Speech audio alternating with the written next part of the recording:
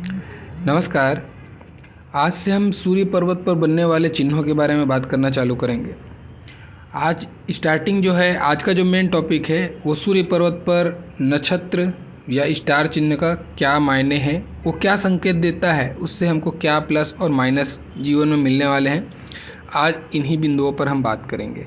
तो जो नए हैं उनको मैं बता दूं, ये जो उंगली है आपकी, अनामिका उंगली, जो रिंग फिंगर है आपकी, इसके नीचे का जो मांस का उभार होता है, जब एक रेखा होती है हृदय रेखा, बस हृदय रेखा के ऊपर से जो बीच में गैप बनेगा उंगली तक का, ये जो बीच का गैप होगा, ये वाला सेक्शन, ये आपका सूर्य का पर्वत कहलाता है। ठीक है, बस यहीं पे आपको आज का जो चिन्ह मैं बताऊंगा वो देखना है आपके हाथ में।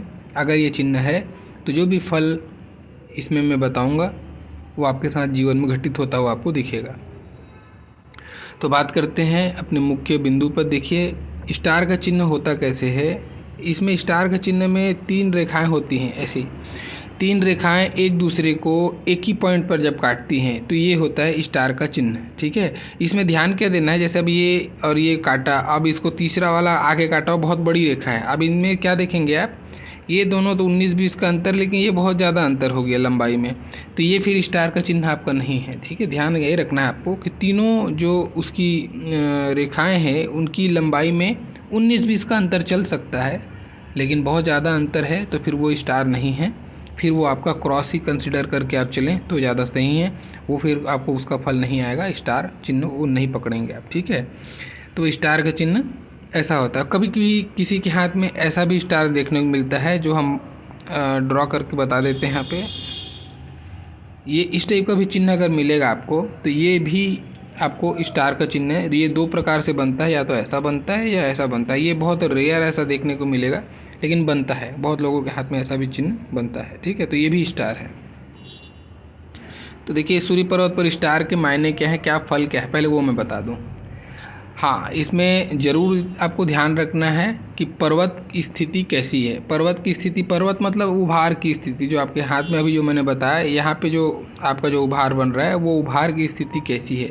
अगर वहाँ पे उभार नहीं है, बल्कि आपको लगता है कि कुछ गड्ढा सा बन रहा है, दब रहा है, तब आपका पर्वत खराब है।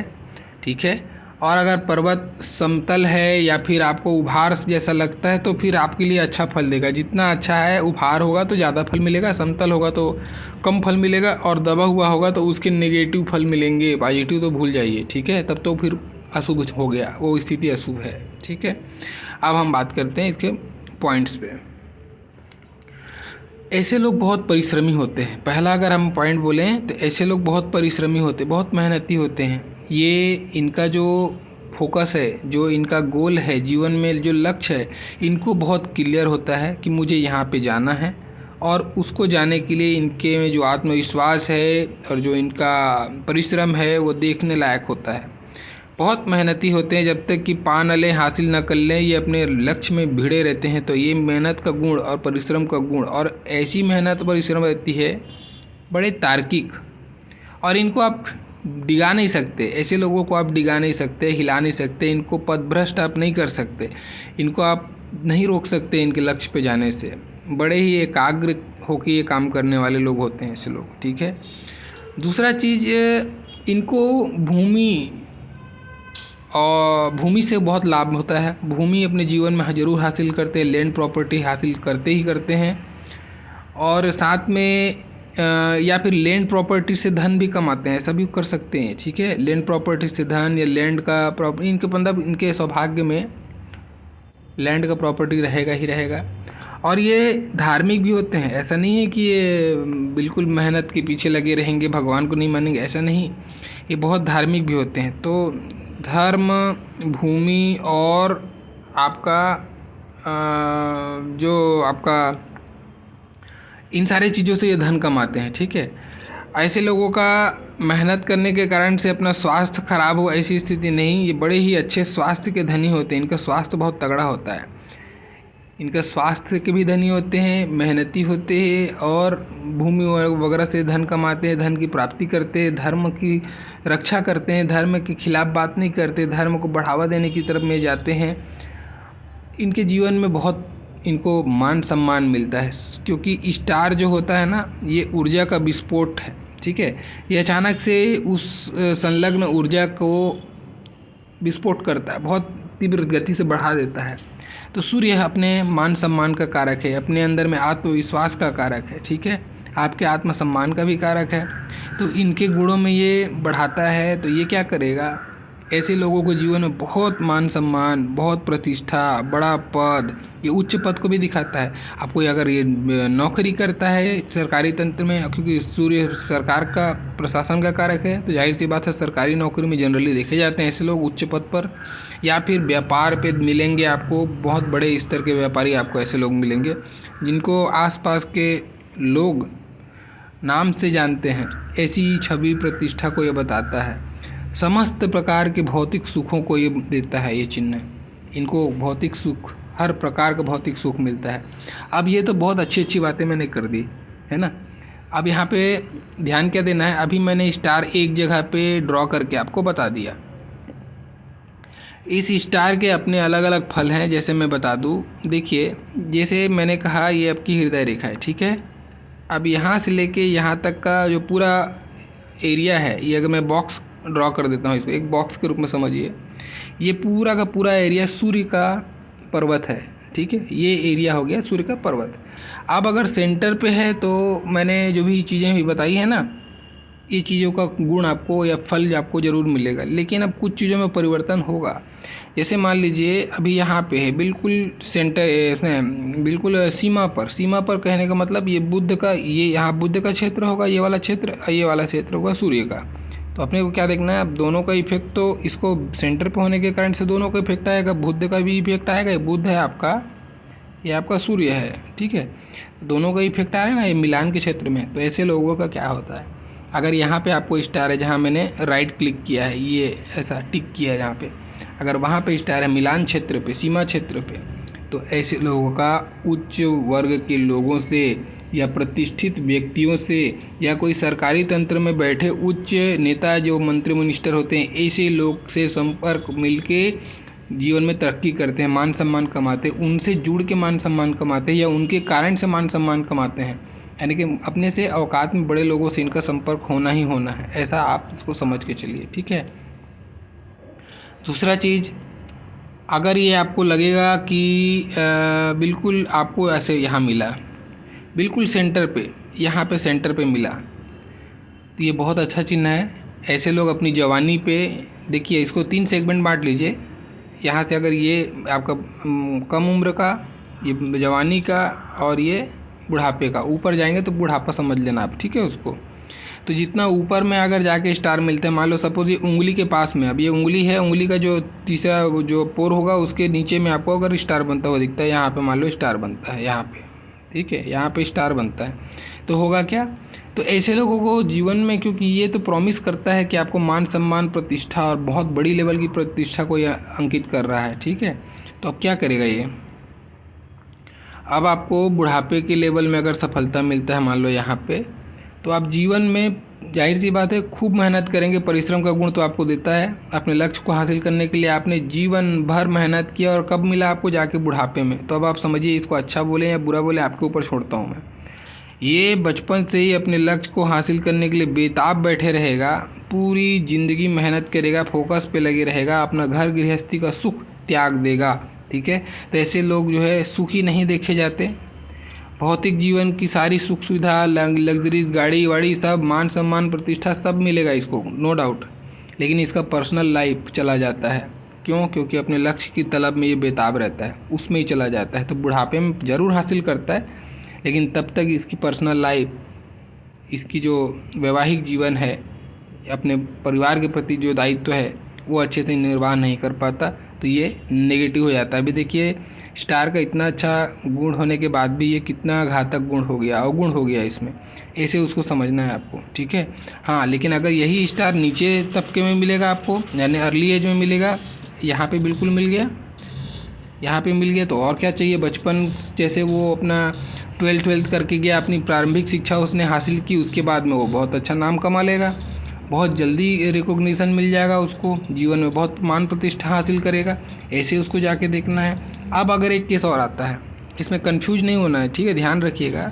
अगर अब मान लो स्टार बना तो है, लेकिन अब यहाँ पे ऐसे बना कि वो हृदय रेखा को भी टच कर रहा है और सूर्य पर्वत पर बना है, उसकी शाखाएं हृदय रेखा को टच कर रही, तो ये अच्छी स्थिति नहीं है। फिर ये आपको बहुत इसको फिर वो इस सूर्य के पर्वत पर स्टार का जो फल है ना वो नहीं मानिएगा, इसको हृदय रेखा पर स्टार का फल मान के चले तो ज़्यादा उचित होगा।